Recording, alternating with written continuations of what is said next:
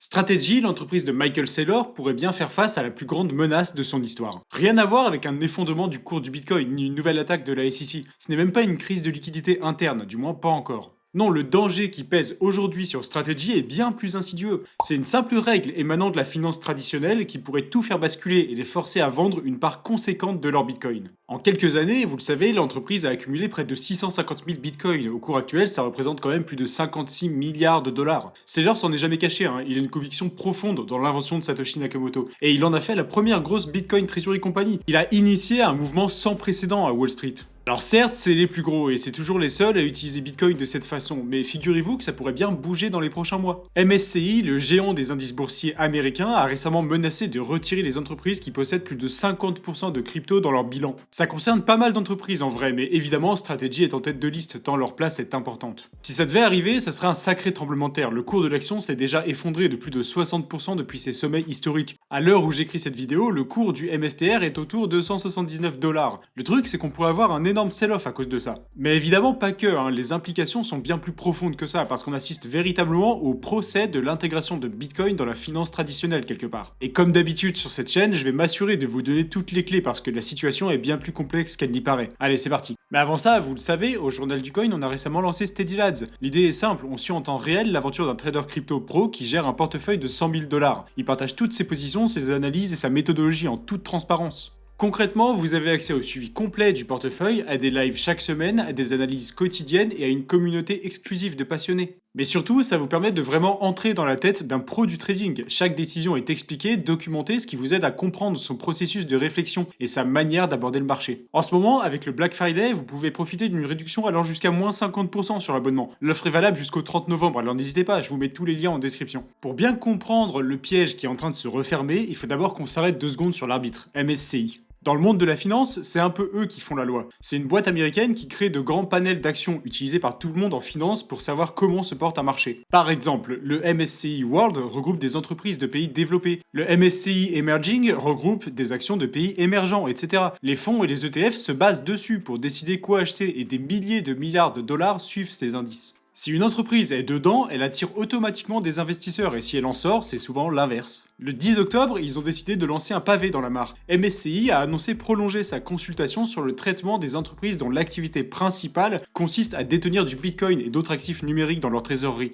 L'idée, c'est de mettre en place une nouvelle règle, celle des 50%. En gros, on parle d'exclure des indices MSCI les sociétés dont plus de 50% des actifs sont composés de crypto, car elles pourraient ressembler à des fonds d'investissement qui ne sont pas éligibles. Si une entreprise détient plus de 50% de ses actifs totaux sous forme d'actifs numériques, elle change de catégorie. Elle est plus considérée comme une société opérationnelle classique, mais elle reçoit une nouvelle étiquette, un petit DAT pour Digital Asset Treasury. Ils demandent aux acteurs du marché leur avis sur ce seuil de 50% et sur d'éventuels autres critères supplémentaires, comme par exemple le fait pour une entreprise de se définir elle-même comme Digital Asset Treasury, ou bien d'avoir levé des fonds principalement pour accumuler des cryptos, entre autres. La consultation reste ouverte jusqu'au 31 décembre avec une décision finale le 15 janvier 2026 et une éventuelle mise en application dans les semaines qui suivent. Et c'est là que ça coince pour Saylor, parce que Strategy, ils sont pas limite à 51 ou 52%. Avec leur montagne de Bitcoin, la part de crypto dans leur bilan excède les 90%. Ils explosent littéralement le plafond. Alors pourquoi MSCI veut faire ça? Faut pas croire que c'est juste une vendetta personnelle contre Saylor, ou une haine de Bitcoin. Les indices comme le MSCI World sont censés refléter l'économie réelle.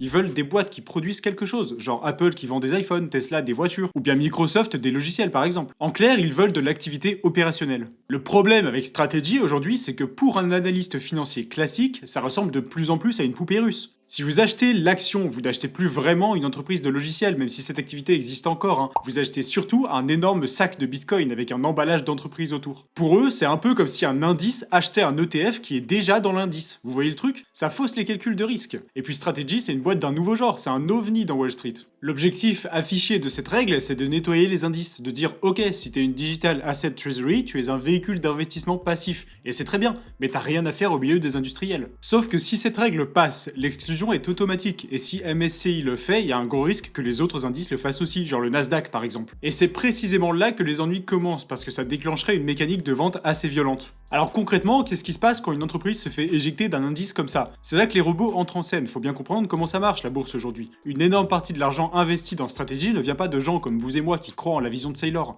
Ça vient de fonds passifs et d'autres entités qui ont pour seul mandat de répliquer bêtement la composition de l'indice. Ces algos, ils ont pas d'état d'âme, ils réfléchissent pas à la stratégie long terme. Si l'action sort de la liste, ils doivent la vendre et c'est tout. Après ça, les analystes de JP Morgan ont sorti une note et ils ont fait les comptes. Si Strategy se fait sortir uniquement des indices MSCI, ça déclenche mécaniquement environ 2,8 milliards de dollars de ventes forcées. Mais comme je vous le disais, le risque de contagion il est réel. Si les autres indices suivent le mouvement pour s'aligner, le mur de vente pourrait grimper jusqu'à pratiquement 10 milliards de dollars. C'est vraiment pas négligeable, surtout que le marché est déjà fébrile. Mais le vrai problème, le danger mortel pour le modèle de Strategy, c'est même pas tant la baisse du prix de l'action en soi, c'est la disparition de ce qu'on appelle la prime Saylor. C'est un concept hyper important à comprendre. Pendant des années, la magie de Strategy, c'était que l'action se tradait plus cher que la valeur des bitcoins qu'elle contenait. C'est la fameuse MNAV.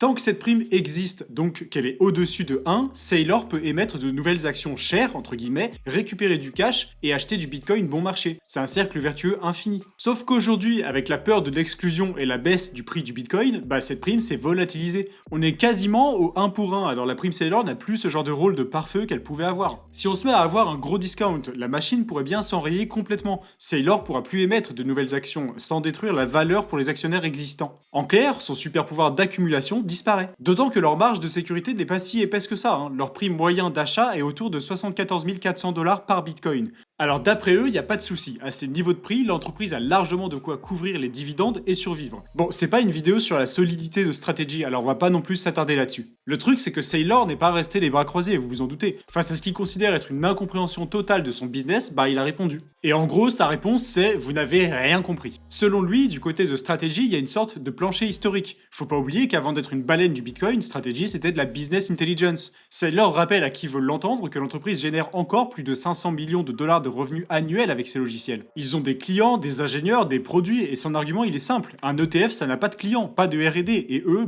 si. L'autre argument c'est que Saylor est en train de repositionner Strategy non plus comme une boîte tech, mais comme la première institution monétaire numérique au monde. Chez Strategy, ils bâtissent un nouveau type d'entreprise, ce sont ces mots. Et comment ils justifient ça ? Par l'innovation financière. En 2025, Strategy n'a pas juste hodl ses bitcoins, ils ont fait de la finance structurée de haut vol. Ils ont émis pour plusieurs milliards de dollars de nouveaux titres, tous aussi diversifiés les uns que les autres. Et faut l'admettre, pour le moment, ça a l'air d'être un succès. Là, on le voit bien, il essaye littéralement de forcer la main à MSCI pour qu'il les classe dans la catégorie services financiers plutôt que véhicules d'investissement. C'est un pari audacieux, technique, mais qui montre qu'il ne lâchera rien. D'autant que derrière lui, il y a toute une armée qui est en train de se mobiliser contre la finance traditionnelle. Ce qui est en train de se jouer, c'est une véritable guerre culturelle. Parce que soyons clairs, pour la communauté crypto, ce rapport de MSCI et les notes de JP Morgan, c'est pas de l'analyse technique, c'est perçu comme une attaque coordonnée. On commence à parler de nouvelle opération Chokepoint. Pour ceux qui s'en souviennent, on en parlait déjà quand la politique américaine essayait d'étouffer la crypto par la régulation il y a quelques années. Maintenant, c'est la finance traditionnelle qui s'y met. D'abord un lobby contre les stablecoins, et puis on a aussi des débancarisations qui commencent à arriver. Jack Mallers, par exemple, le CEO de Strike et Bitcoin maximaliste notable, a vu son compte chez Chase se faire fermer du jour au lendemain. Chase, c'est la banque de détail de JP Morgan, et en réponse, il a juste encadré la lettre. Ce qu'il voulait là, c'est faire passer un message, et le message c'est on n'a plus besoin des dinosaures de la finance traditionnelle. Pour en revenir à nos affaires, la réaction de la communauté ne s'est pas fait attendre. C'est devenu personnel, La cible numéro 1, c'est JP Morgan. C'est eux qui ont sorti le rapport alarmiste sur les 8 milliards de ventes et qui ont plus ou moins mis le feu aux poudres. Parce que la vérité, c'est que même si cette note date du 10 octobre, donc le jour où on a eu un énorme crash sur le marché crypto, personne l'avait vu passer cette note de MSCI. Et du coup, on a vu des mouvements assez radicaux se mettre en place ces dernières semaines. Genre Grant Cardone, par exemple, un investisseur immobilier ultra connu aux US qui a annoncé publiquement avoir retiré 20 millions de dollars de ses comptes chez Chase. Et il n'est pas le seul, Max Keiser, le maximaliste Bitcoin qu'on ne présente plus, a carrément appelé au boycott total avec un slogan plutôt clair. Crash JP Morgan, buy Strategy. Et pendant que les analystes de JP Morgan disent attention, Strategy c'est trop risqué, faut les sortir des indices, la banque JP Morgan elle-même développe ses propres produits crypto en coulisses. Ce double discours est assez insupportable pour pas mal d'acteurs de la communauté. On a un peu l'impression que Wall Street veut bien du Bitcoin, mais seulement si c'est eux qui le vendent, avec leurs frais dans leurs ETF contrôlés. Mais une entreprise aussi exotique que Strategy, dirigée par un type comme Saylor qui refuse de rentrer dans le rang, ça dérange. Bon après, faut aussi se dire un truc et garder la tête froide. Il y en a certains qui ont relié cette annonce avec la baisse récente du cours du Bitcoin. Et en vrai, c'est un peu fallacieux. Ça ressemble vraiment à un narratif a posteriori. En gros, le marché a chuté et les gens ont cherché le coupable, le plus effrayant pour justifier la baisse. Le crash du 10 octobre, c'était une purge purement mécanique. 19 milliards de dollars liquidés, déclenchés par les annonces de Trump sur les tarifs douaniers et une surchauffe sur les produits dérivés, entre autres. Certes, le FUD déclenché par cette consultation a pu être amplifié par la note de JP Morgan, mais faut quand même remettre les choses à leur place. Parfois, le marché baisse pour pour des raisons diverses et variées, et faut pas confondre la météo du jour avec le changement climatique, si vous voyez ce que je veux dire.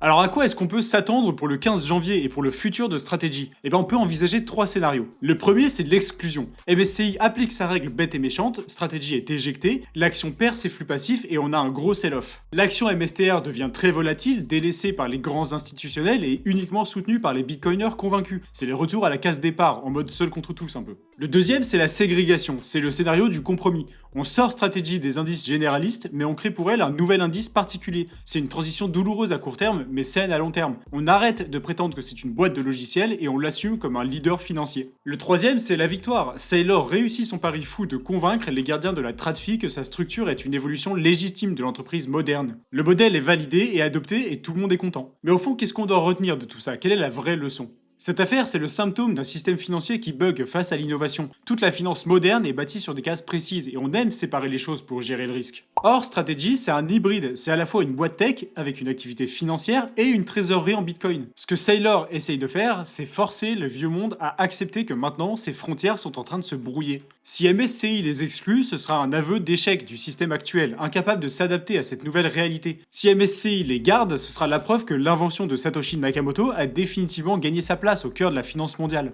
Strategy a une place de pionnier, ils prennent les flèches dans le dos pour que ceux qui suivent puissent marcher tranquillement. Reste à savoir si tout ça va tenir dans le temps, hein. Et pour certains, ça ne fait aucun doute, puisque dorénavant, Strategy agit un peu comme un proxy pour le gouvernement américain. Les USA ne construisent pas activement de réserves stratégiques en Bitcoin, mais Strategy si, et on les compare même à un département de la défense nationale d'un nouveau genre. Peut-être bien que même si MSCI fait un caprice, ça changera rien, puisque l'État ne prendra pas le risque de laisser couler Strategy.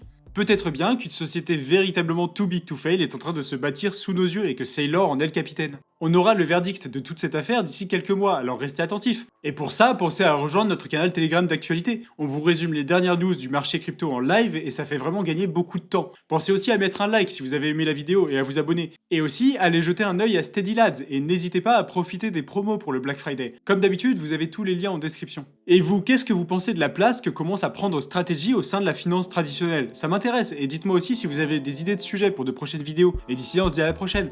Bye.